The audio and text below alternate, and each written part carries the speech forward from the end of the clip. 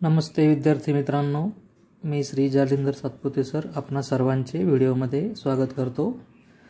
सर्वांनी हा व्हिडिओ अगदी शेवटपर्यंत लक्षपूर्वक पाहायचा आहे। आज आपण इयत्ता 6वी विषय गणित या गणितामधील प्रकरण 9 मसावी आणि लसावी या प्रकरणाला सुरुवात करणार आहोत। त्यातला पहिला टॉपिक विभाजक आणि विभाज्य म्हणजे काय ते आपण या ठिकाणी समजून घेऊयात। चौकटीत भाज्य, भाजक, भागाकार व बाकी यापैकी योग्य शब्द लिहा। इथे मी दोन भागाकाराच्या क्रिया करून ठेवलेल्या आहेत।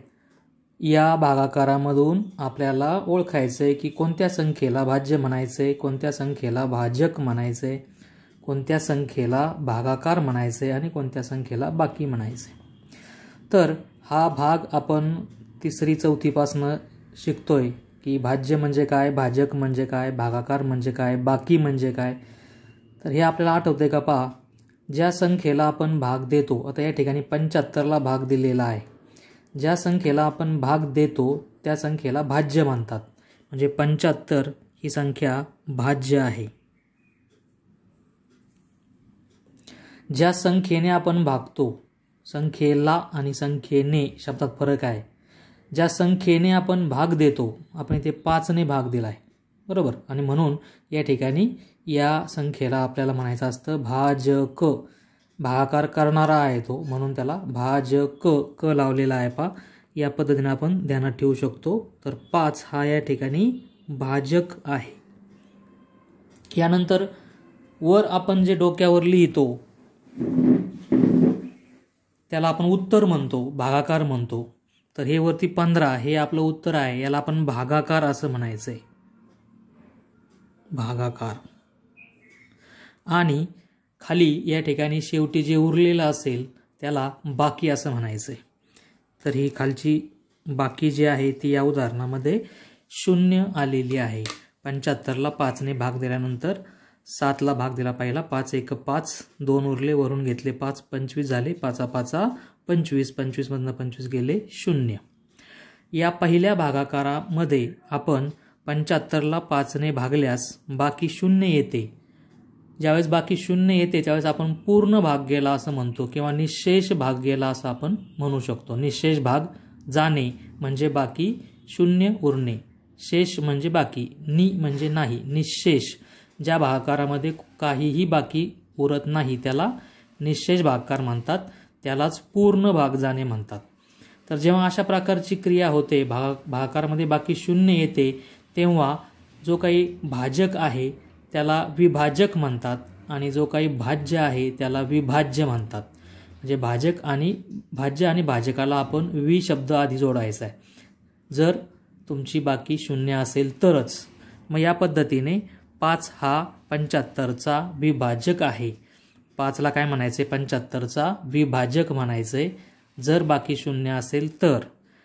किंवा 75 ही संख्या 5ने विभाज्य आहे, उलटही म्हणू शकतो मी, 75 ही संख्या 5ने विभाज्य आहे। विभाज्य असणे म्हणजे पूर्ण भाग जाणे, हे आपण मागच्या प्रकरणामध्ये समजून घेतलेलं आहे, ज्यामध्ये आपण विभाज्यतेच्या कसोट्या पाहिलेल्या होत्या। तर या ठिकाणी अशा पद्धतीने या दोन गोष्टी आपण म्हणू शकतो। 5ला आपण विभाजक म्हणायचे आणि 75ला विभाज्य म्हणायचे। 75 ही संख्या 5ने विभाज्य आहे। दुसरे एक उदाहरण पहा। यामध्ये आता आपण वर सांगितल्याप्रमाणे 41ला 3ने भागले, ज्याला भागले तो असतो भाज्य, ज्याने भागले तो असतो भाजक। वरती आलेलं उत्तर असतं भागाकार आणि इथे खाली उरलेलं जे असेल ते असते बाकी। तर या उदाहरणामध्ये आपण जर बघितलं तर आपल्याला दिसेल की 41ला 3ने भागल्यानंतर 13 उत्तर आलेलं आहे भागाकाराचं आणि खाली बाकी मात्र 2 उरलेली आहे। म्हणजे वरचं उदाहरण आणि हे खालचं उदाहरण याच्यामध्ये फरक आहे। इथे बाकी उरलेली आहे, 41ला 3ने भागल्यावर बाकी 0 आली नाही, म्हणून जर बाकी 0 आली नाही, 0 सोडून इतर कोणती आली, 1 आली, 2 आली, 10 आली, 15 आली, 0 सोडून इतर संख्या या ठिकाणी बाकीमध्ये जर असेल तर अशा वेळेस आपण म्हणू शकतो की 3 हा 41चा विभाजक नाही। वी शब्द लावता येणार नाही तुम्हाला, कारण बाकी शून्य नाही आलेली. 3 हा 41चा विभाजक नाही आणि 41 ही संख्या 3ने विभाज्य नाही. म्हणजे 41ला 3ने पूर्ण भाग जात नाही, बाकी उरते इथे, म्हणून पूर्ण भाग गेलेला नाहीये. म्हणजे आपल्याला 41 ही संख्या 3ने विभाज्य नाही असं या ठिकाणी म्हणायचं आहे. तर एखाद्या संख्येचे विभाजक लिहायचेत आपल्याला किंवा विभाज्य लिहायचेत. आता पुढचा भाग आपण जो मासावी लसावी पाहणार आहोत त्यासाठी आपल्याला हे लिहिता येणं गरजेचं आहे. दिलेल्या संख्येचे विभाजक लिहिणे किंवा दिलेल्या संख्येचे विभाज्य लिहिणे. तर या ज्या दोन गोष्टी आहेत त्या आपण इथे पुन्हा एकदा समजून घेऊ. एखाद्या संख्येचे विभाजक लिहिणे म्हणजे त्या संख्येला इतर कोणकोणत्या संख्यांनी पूर्ण भाग जातो त्या सर्व संख्यांची यादी तयार करणे होय. म्हणजे आपण जेव्हा एखाद्या संख्येचे विभाजक लिहितो तेव्हा ती जी संख्या दिलेली असेल तिला कुणी कुणी भाग जातोय त्यांची यादी बनवायची. पहा, उदाहरणार्थ 15चे विभाजक इथं मी लिहिले. त्याआधी आणखी एक मुद्दा महत्त्वाचा आहे. कोणत्याही संख्येचा पहिला विभाजक 1 असतो व शेवटचा विभाजक स्वतः तीच संख्या असते. जेव्हा आपण एखाद्या संख्येचे विभाजक लिहितो तेव्हा हे दोन विभाजक पक्के झाले. पहा, पहिला विभाजक 1 लिहायचा त्याचा आणि शेवटचा विभाजक स्वतः ती संख्या असेल. मग याच्या मधले आपल्याला शोधायचे. उदाहरणार्थ 15चे विभाजक म्हणजे 15ला कुणी कुणी पूर्ण भाग जातो तर पहिला विभाजक 1, त्यानंतर 3च्या पाड्यामध्ये 15 आहेत. 3 5 15 बरोबर, म्हणजे 3नी पूर्ण भाग जातो 15ला म्हणून 3 येतील. 5 त्रिक 15 म्हणून 5 पण येतील. 6च्या पाड्यामध्ये 15 नाही आहेत, 7च्या पाड्यामध्ये नाही आहेत, 10च्या पाड्यामध्ये नाही आहेत. मग 15 1 15. तर हे 4 संख्या ज्या आहेत या 4 संख्यांना आपण म्हणणार 15चे विभाजक. 1 3 5 आणि 15. तर अशा रीतीने कोणत्याही संख्येचे विभाजक आपण लिहू शकतो. त्यासाठी आपले पाढेपाठ असणं गरजेचं आहे. आपल्याला विभाज्यतेच्या कसोट्यांचं ज्ञान असणं गरजेचं आहे. आता विभाज्य लिहायचे म्हणजे काय? दिलेल्या संख्येने इतर कोणकोणत्या संख्यांना पूर्ण भाग जातो त्यांची यादी म्हणजे विभाज्य. आता आपल्याला 15चे विभाजक लिहिताना आपण 15ला इतर संख्यांनी भाग देऊन बघितलं. आता 15ला नाही भागायचं, आता 15ने इतर संख्यांना भागायचं. आणि 15ने इतर ज्या ज्या संख्यांना पूर्ण भाग जाईल त्यांना आपण 15चे काय म्हणायचे? विभाज्य म्हणायचे. मग 15ने आधी कोणाला भाग जाईल? 15 1 15, 15लाच भाग जाईल 1चा. त्यानंतर 30ला भाग जाईल 2चा, 15 2 30 आहे की नाही. त्यानंतर 45ला भाग जाईल 3चा, 15 त्रिक 45. त्यानंतर 60ला भाग जाईल 4चा, 75ला भाग जाईल 5चा. म्हणजे 15 या संख्येने या संख्यांना पूर्ण भाग जाणार आहे. आणि ही जी यादी असते ती कधीही न संपणारी असते, म्हणून त्याच्या शेवटी आपण डॅश डॅश करणार आहोत. कोणत्याही संख्येचे विभाज्य जेव्हा तुम्ही लिहिता तेव्हा ती यादी पूर्ण होणारी नसते, म्हणून त्याच्या शेवटी आपण टिंबटिंब लिहायचं आहे. आता विभाज्य लिहिणे म्हणजे काय हे तुम्ही हे जर पाहिलं 15 30 45 60 यावरून तुमच्या लक्षात येईल. पहा की एखाद्या संख्येचे विभाज्य लिहिणे म्हणजेच दिलेल्या संख्येचा पाढा लिहिणे होय. जेव्हा तुम्ही विभाज्य लिहिता तेव्हा काम सोपं आहे, त्या संख्येचा पाढा लिहा. पण जेव्हा तुम्ही विभाजक लिहिता तेव्हा थोडंसं काम आपल्याला त्या ठिकाणी लक्षपूर्वक करायचं आहे, कारण आपल्याला दिलेल्या संख्येला इतर कोणकोणत्या संख्यांनी पूर्ण भाग जाईल त्या शोधायच्या आहेत. आणि त्यासाठी मात्र आपले पाढे पाठांतर आवश्यक आहे. विभाज्यतेच्या कसोट्यांचं ज्ञान आपल्याला असणं गरजेचं आहे. तर हा भाग पाहिल्यानंतर आपण याच्यावर आज दिलेला जो काही तुमचा सराव संच 23 आहे तो या ठिकाणी सोडूयात. सराव संच 23 मध्ये आपल्याला दिलंय खालील उदाहरणातील संख्यांचे सर्व विभाजक लिहा व त्यांच्या सामायिक विभाजकांची यादी करा. सामायिक याचा अर्थ दोन्ही ठिकाणी असणारे. तर ते आपण पाहू. पहिलं उदाहरण आहे 12 व 16. 12चे विभाजक म्हणजे 12ला कुणी कुणी पूर्ण भाग जातो तर आता सांगितलेल्याप्रमाणे पहिला विभाजक तर 1 लिहायचा डोळे झाकून. प्रत्येक संख्येचा पहिला विभाजक 1 असतो. 2च्या पाड्यात 12 आहेत म्हणून 2 घेतलेत मी, बेसक 12. 3च्या पाड्यात 12 आहेत, 3 चौक 12. 4च्या पाड्यात 12 आहेत, 4 त्रिक 12. 6 2 12 आणि 12 1 12. 16चे विभाजक याचप्रमाणे 1 2 2 16 होतात. त्याच्यानंतर 4 चौक 16 होतात, 8 2 16 होतात आणि 16 1 16. तर यामध्ये सामायिक विभाजक म्हणजे काय ते बघा. आता या ज्या दोन याद्या, ही वरची यादी आणि खालची यादी, संख्यांची यादी. तर याच्यामध्ये आपल्याला दोन्ही ठिकाणी कोणकोणत्या संख्या आहेत तर इथे 1 हा दोन्ही ठिकाणी तुम्हाला त्याच्याकडे अंडरलाईन करू आपण 1. तर सामायिक आपल्याला 1 सापडला पहिला, बरोबर. त्यानंतर दोन्ही ठिकाणी असलेला आहे 2. 2 वरती पण आहे आणि खाली पण आहे, खालच्या यादीमध्ये पण आहे, म्हणून तो सामायिक झाला. सामायिकचा अर्थ दोन्ही ठिकाणी असलेला कॉमन असलेली संख्या. इथे 3 आहे, खाली 3 नाही आहे. इथे 4 आहे, इथे सुद्धा 4 आहे. तर 4 हा सुद्धा त्या ठिकाणी तुम्हाला सामायिकमध्ये लिहिता येईल. आता पहा 6 इथे आहे, खाली 6 नाही आहे. 8 इथे आहे तर वर नाही आहे. 12 इथे आहे तर खाली नाही आहे. 16 खाली आहे तर वर नाही आहे.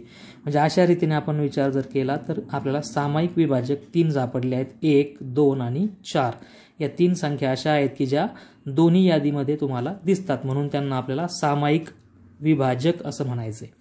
नंबर 2 आहे 21 आणि 24. 21चे विभाजक लिहिताना पहिला विभाजक 1, 2 ने 21ला भाग जात नाही म्हणून 2 घेतलेले नाहीत. 3 ने जातो, 3 7 21. 4 ने पण जात नाही आहे कारण 4च्या पाड्यात 21 नाही आहेत. 5च्या पाड्यात पण 21 नाही आहेत. 6च्या पाड्यात पण 21 नाही आहेत. 7 त्रिक 21 होतं म्हणून 7 घेतलेला आहे आणि 21 1 21. याप्रमाणे 24चे विभाजक आपण शोधले तर त्यामध्ये आपली 1, 2 ने पण भाग जातो 24ला. 3 8 24 होतात.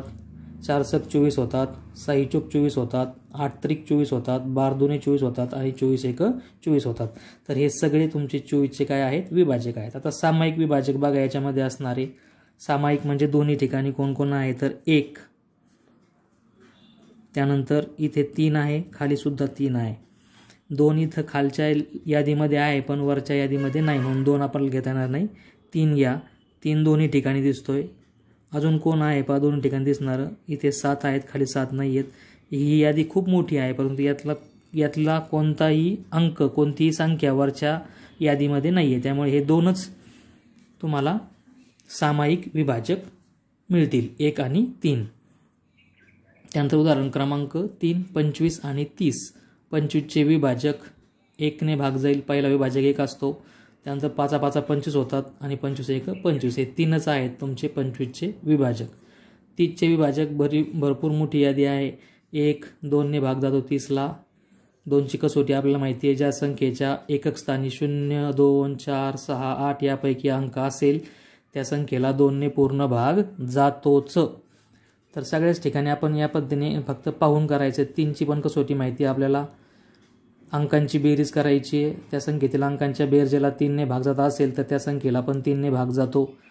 5ची कसोटी पण आहे आपल्याकडे. शेवटचा अंक 0 किंवा 5 असेल तर 5 ने भाग जातो, आहे की नाही. त्यानंतर 9ची कसोटी आहे, 4ची कसोटी आहे. या कसोट्यांचा वापर करा म्हणजे आपल्याला विभाजक लिहायला अडचण येणार नाही. तर 30चे विभाजक जे आहेत 1, 2, 3, 5, 6, 10 त्रिक 30, 15 2 30 आणि 30 1 30. तर सामायिक बघू आपण. 1 दोन्ही ठिकाणी असलेला 1 हा सगळ्या ठिकाणी तुम्हाला सामायिक सापडणारच आहे बा. पहिला विभाजक सामायिक 1. यानंतर इथे 5 आहे, इथे पण 5 आहे. तर दोन्ही ठिकाणी 5 आहेत म्हणून 5 हा सुद्धा सामायिक विभाजक झाला.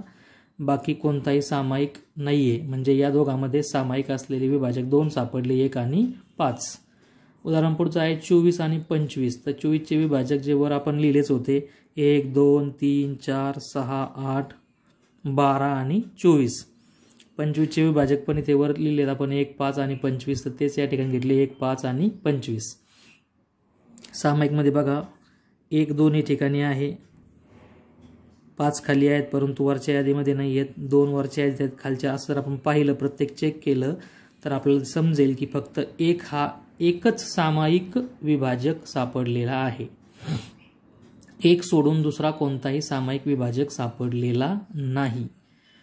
तर अशा पद्धतीने जेव्हा इथे अशा रीतीने जेव्हा 2 संख्या असतात की ज्यांच्यामध्ये सामायिक विभाजक फक्त 1 हा असतो तेव्हा त्या संख्यांना आपण सहमूळ संख्या असं म्हणू शकतो. या 2 संख्यांना काय म्हणायचंय? सहमूळ संख्या.